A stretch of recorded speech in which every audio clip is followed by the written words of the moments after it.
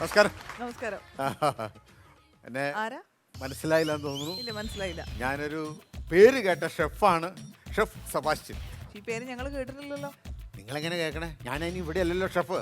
ഇവിടെ അല്ലേ? പിന്നെ എവിടെയാ? ഞാൻ നിങ്ങൾ ഗൾഫിലല്ലേ? ഓ, ഗൾഫിൽ നിന്ന് വരാണ്. ആ ഗൾഫിലെ ഷെഫാണ് ഞാൻ. ഇവിടുത്തെ ഷെഫല്ലേ ഞാൻ? ഗൾഫിലെ നിങ്ങൾ ഈ ഗൾഫിൽ എവിടെയായിരുന്നു? ഷെറാട്ടൺ എന്ന് പറഞ്ഞ് കേട്ടിട്ടുണ്ടോ? ആ, ഷെറട്ടൺ ഹോട്ടൽ.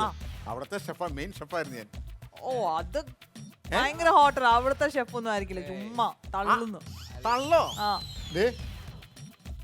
തള്ളി മറിച്ച് ഇപ്പൊ ഹോട്ടലിൽ താഴെ ഇടരുത്.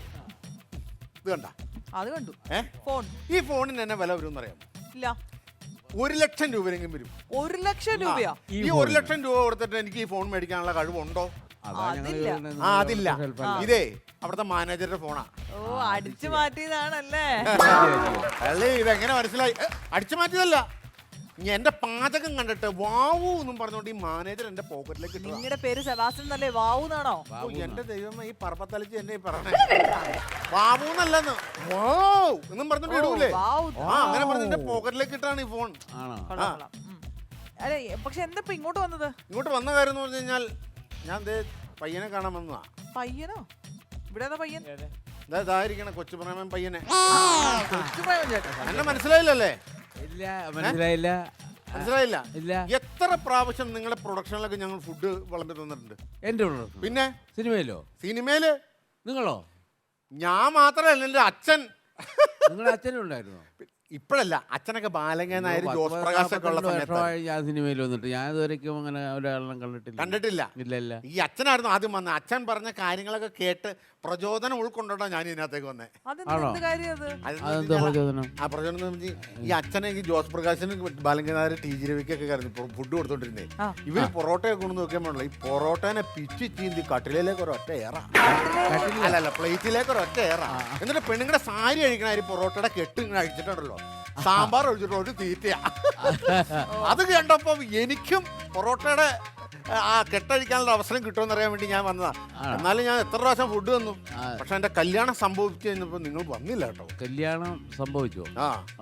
അങ്ങനെ കല്യാണം നടക്കുന്നില്ലേ പറയുന്നത്? ആപത്തുകളൊക്കെ സംഭവിക്കുക എന്നല്ലേ പറയണേ.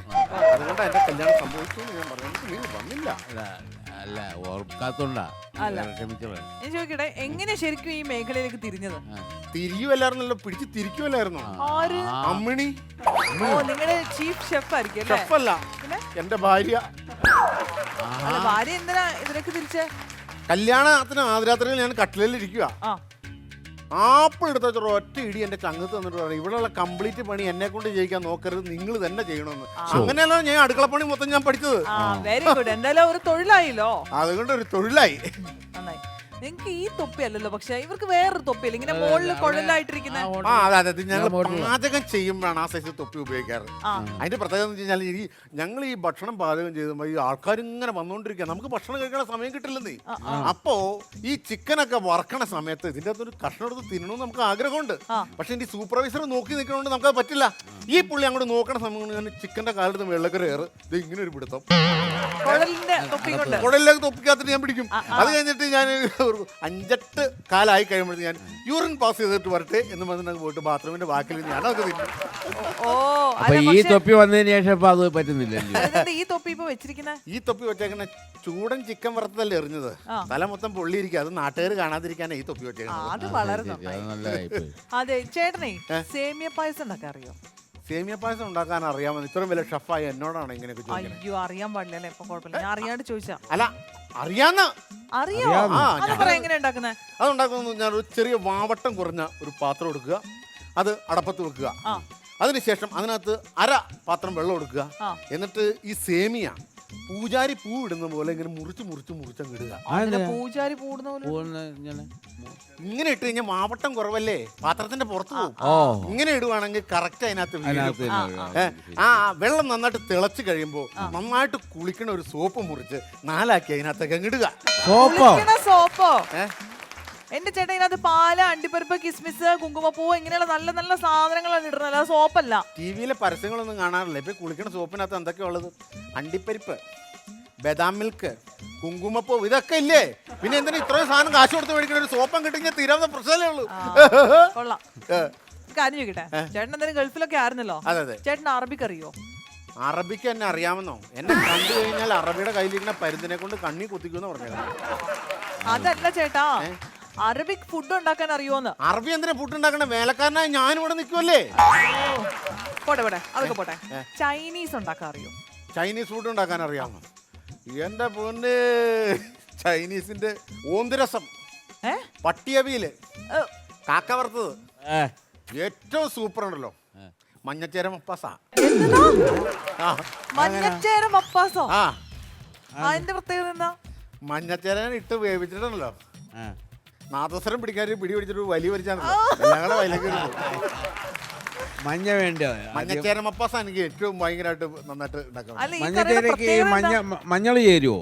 മഞ്ഞൾ ചേരുവോ? മഞ്ഞൾ ചേരില്ല, ഇഷ്ടം പോലെ മഞ്ഞച്ചേരയില് മഞ്ഞളുണ്ടല്ലോ. ഓ, മഞ്ഞൾ ഓക്കെ. എന്തായാലും ഇവിടെ വരെ വന്നതാണല്ലോ, ഇത്രയും വലിയ ഗൾഫിലെ ഷെഫൊക്കെ ആണല്ലോ.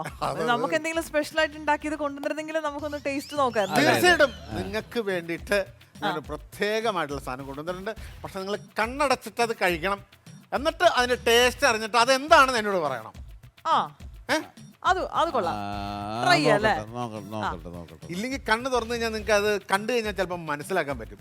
കണ്ണടച്ചുകൊണ്ട് നിങ്ങളത് കഴിക്കണം. ശരി, കഴിച്ചിട്ട് എന്നാന്ന് പറയണം. ഓക്കെ. കണ്ണടച്ചിട്ട് എടുത്തോ. എന്റെ കയ്യിലിട്ട് മാന്തല്ലേ.